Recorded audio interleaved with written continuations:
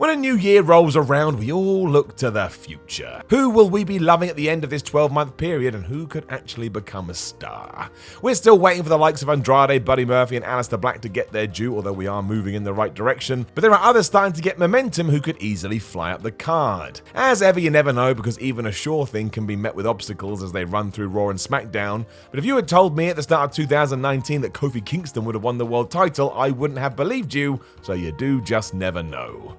Maybe Rusev finally gets treated like he deserves. Yeah, right. Let's make some bold predictions though, because my name is Simon from What Culture. Hit that subscribe button, please. This is 10 WWE wrestlers poised to break out in 2020. Number 10, Dakota Kai. An excellent heel turn at TakeOver War Games 3 should be the start of an awesome run for Dakota Kai, who at one point looked like she wouldn't be able to smash through the ceiling. Kudos for the powers that be for seeing this and shaking things up. The angle for her to become an asshole was tremendous too. Vicious, impactful and shocking, Kai ruined her so-called best friend Tegan Nox, and all of a sudden everybody hated her, even though before this she had been quite the lovable babyface. That's exactly what you want and need.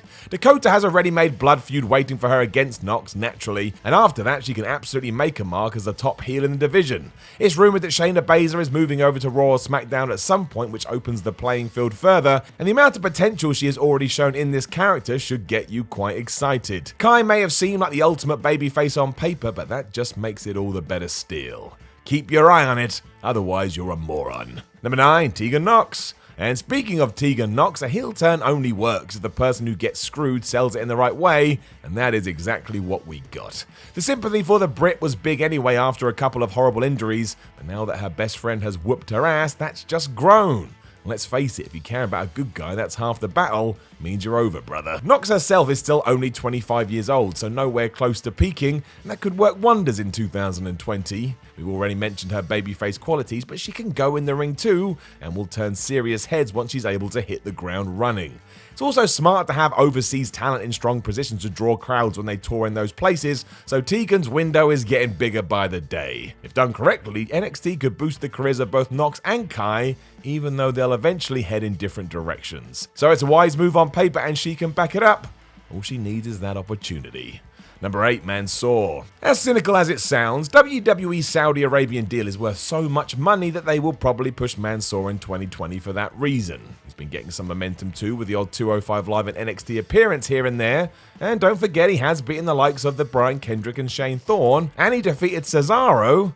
Pretty big. The good thing is that MANSOOR is actually very talented, and despite his lack of experience, has shown a few times now that he can easily hold his own. He's still a work in progress, of course, but all signs say that within a few months and years he will have the tools he needs. If nothing else, think of the reactions he gets when WWE does head overseas for these events. I know they're not ideal, but a silver lining is seeing a hometown guy treated like a hero as he grins ear to ear like someone gave him a free bag of Skittles. And look, if Vince McMahon is intent on sticking to this 10-year deal with Saudi Arabia, you may as well get a new star out the other side. Could MANSOOR be that guy? Damn right. Number 7, Angel Garza. If you've seen Angel Garza in NXT, you know that he's got something. The crowd love him, and his obsession with trousers is one of those pro wrestling things that makes you laugh and shake your head in equal measure. It's brilliant and weird. He's also ticking boxes in all other areas, and that match he had with Lio Rush at the tail end of 2019 kicked all the ass.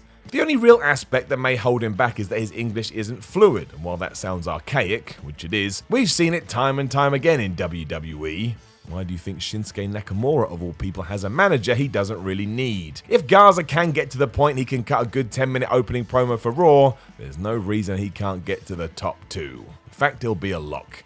He's proven he can make a crowd fall in love with him too, and if his matches continue on their current path, we may have no choice anyway. Somehow, someone always finds a reason not to do something, but I hope Angel is the exception to the rule. Number 6, Bianca Belair. Bianca Belair's NXT Women's Championship window has likely closed as of me speaking, but that's okay. An excellent babyface performance against Shayna Baszler at January 2019's TakeOver Phoenix saw Belair emerge as an upcoming contender because she came out of defeat looking like a badass.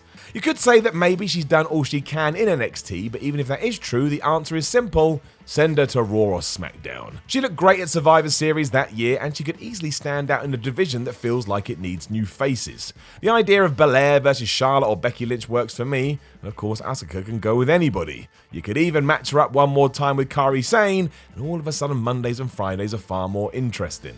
There is no point waiting just for the sake of it too, so if you're gonna pull the trigger, just do it like Nike. Number 5, Matt Riddle. Matt Riddle has already broken out. The NXT fans love him and he's ridiculously popular there. But given all the changes with the brand in 2019, he's also a star that's been nudged out a bit as the likes of Finn Balor and Tommaso Ciampa have re-emerged in the promotion and they took some of his limelight. The answer once more is to send Riddle's behind to the main roster. Going to Raw or SmackDown from this position doesn't feel as fun as it used to, but you've got to believe that when Matt gets there, he will ultimately get over with that audience. I mean, if someone who has combat sports believability, an infectious personality, and an awesome all-action style of wrestling can't do that, what is even the point? You may as well just throw the towel in now. Riddle is the real deal, and handled right, he could finally break this curse of people being shifted out of NXT only to vanish. I'm still looking for Apollo Crews. You'd have to assume if this does go down, a match with Bill Goldberg is on the cards given their interactions, and imagine if Big Bill is happy to do the favors and put him over.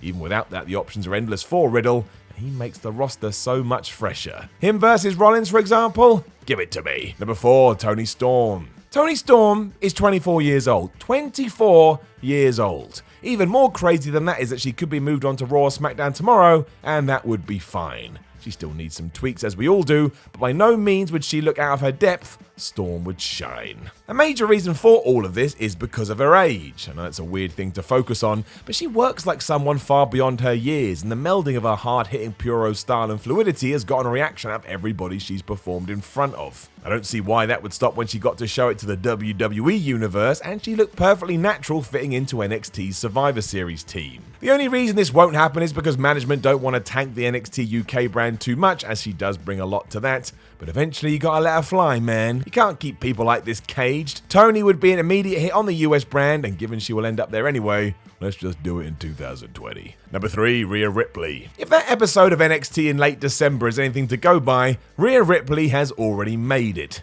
Seeing her win the women's title was met with elation from the live crowd, and she didn't miss a beat. That's been true for a while, but especially so when she was put on this track to major success after putting in back-to-back top-class performances in November 2019. You could just see it coming. Not only did Ripley overcome the odds at NXT TakeOver War Games, but 24 hours later she was leading her team to victory and opening a lot of eyes in the process.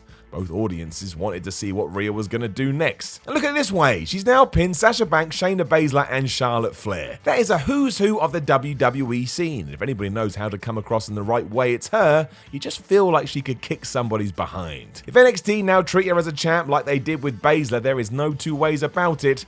We will be saying big things about Rhea Ripley in around about a year's time. Number 2, Andrade. We've mentioned him once already, but Andrade seems finally ready to come into his own. Way back in 2019, we had the awesome series of matches with Rey Mysterio that proved beyond any doubt he was a workhorse. While he was stuck in the mid-card for large portions of the year, the cream always rises to the top.